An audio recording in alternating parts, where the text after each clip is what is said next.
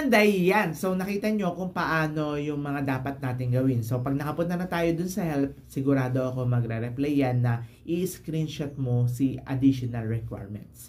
So may makikita tayo dyan na additional requirements tulad ng sinabi ko kanina dun sa ating video tutorial.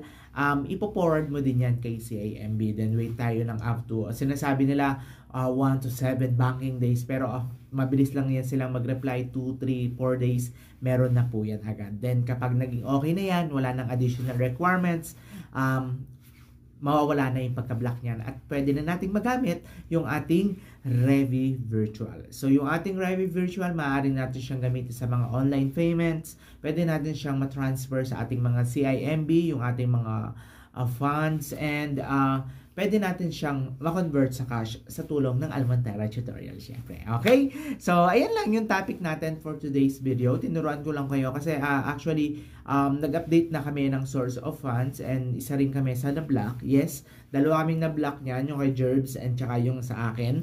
So, parehas kami na-block. Then, after ko mag-submit after ko mag-submit ng mga requirements or ng aking proof of income, ayan, na-approve naman, nagkaroon ako ng another account, nagkaroon ako ng another savings account, and at the same time, nawala na rin yung block ng ating Revi virtual card. Okay? So, ayan, kung may mga katanungan kayo, i-message nyo lang po kami sa aming Facebook, www.facebook.com/almontero11, or nandiyan po sa comment section.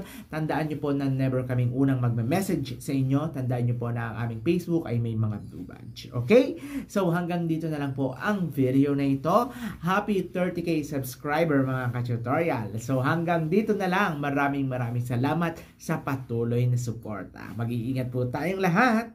Bye.